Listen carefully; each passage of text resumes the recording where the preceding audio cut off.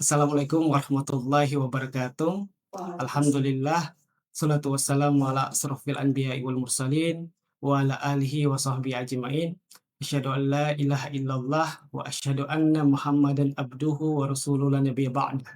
Wa qala Allah ta'ala fil kitabil karim, a'udzu billahi minasyaitonir rajim, bismillahirrahmanirrahim. Al-yawma akmaltu lakum dinakum wa atmamtu 'alaikum ni'mati wa raditu lakumul Islam madinah. Amma ba'd. Alhamdulillah, pertama-tama marilah kita panjatkan puji dan syukur kita atas kehadirat Allah Subhanahu wa taala. Berkat nikmat yang Allah berikan untuk kita, baik itu nikmat sehat, nikmat jabatan, nikmat kekayaan, dan nikmat untuk kembali bertemu dengan bulan Ramadan. Karena ada orang yang tahun kemarin bersama dengan kita di bulan Ramadan, tetapi tahun ini mereka tidak lagi berjumpa dengan bulan Ramadan. Maka mari kita mendoakan mereka agar mereka yang telah mendahului kita, semoga Allah Subhanahu wa taala mengampuni dosa-dosa mereka dan menempatkan mereka di tempat yang terbaik di sisi Allah Subhanahu wa taala. Salat dan salam kita haturkan kepada junjungan kita, pejuang ideologi Islam, yaitu Habibana wa Nabiyana Muhammad SAW, beserta keluarga, sahabat, dan seluruh umat Islam yang insya Allah masih istiqomah dalam mengemban dakwah yang dicontohkan maupun yang disampaikan oleh Nabi Muhammad SAW. Para pemirsa yang insya Allah dirahmati Allah Subhanahu wa Ta'ala, sebagai bentuk rasa syukur kita kepada Allah Subhanahu wa Ta'ala, kita tidak boleh merasa cukup dengan hanya mengucap alhamdulillah, tetapi kita harus selalu senantiasa berupaya untuk terus meningkatkan ketakwaan kita kepada Allah Subhanahu wa taala. Takwa dalam arti ingat kepada Allah dengan tidak melupakannya. Takwa dalam arti menjalankan seluruh perintah Allah dan menjauhi segala yang dilarang. Takwa dalam arti syukur kepada Allah dengan tidak mengkufurinya. Karena takwa itu merupakan sebaik-baik bekal bagi kita untuk kembali ke akhirat kelak nanti. Wa tazawwadu fa inna khairaz zadi taqwa wattaquni ya ulil albab. Berbekallah dan sesungguhnya sebaik-baik bekal adalah takwa. Dan bertakwalah kepadaku, kata Allah, hai orang-orang yang berakal. Jadi maksud dari ayat ini adalah Allah mengingatkan kepada kita bahwa hidup ini adalah sebuah perjalanan. Dan setiap perjalanan membutuhkan bekal. Ketika kita bepergian ke suatu tempat, pastinya kita akan menyiapkan untuk bekal kita, untuk bekal jasad kita, ataukah untuk bekal fisik kita.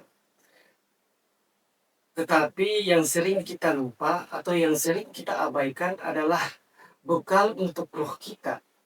Dan para ulama ahlu sunnah wal jamaah, mereka berkesimpulan bahwa makanan atau bekal untuk roh itu adalah yang pertama sholat, kemudian berzikir kepada Allah, membaca Al-Quran, dan berpuasa.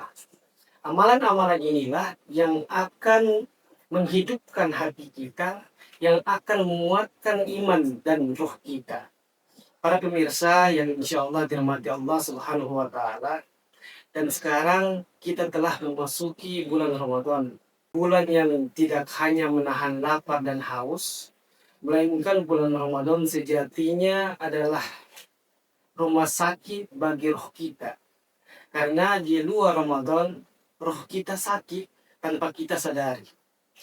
Ada ruh yang sakit karena kita terlalu cinta akan dunia. Ada ruh yang lemah karena kita jarang untuk beribadah kepada Allah, jarang untuk berzikir kepada Allah, jarang untuk membaca Al-Quran, jarang untuk berpuasa. Ada ruh yang terluka karena kita selalu membicarakan keburukan orang lain. Kita iri dengan orang lain.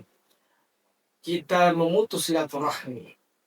Ada ruh yang hampir mati karena kita setiap melakukan dosa, kita merasa biasa-biasa saja. Dan kita mengabaikan rasa sakit yang diderita oleh ruh kita. Kita mengabaikan ruh yang sedang lemah.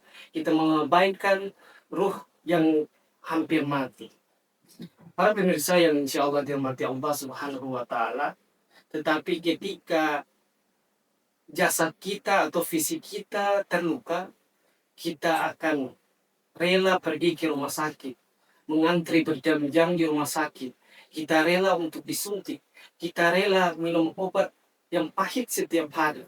Tetapi ketika roh kita yang sakit, kita mengabaikannya dengan mengatakan kita ini masih muda, belum siap, kita belum siap, bisa nanti, dan lain sebagainya.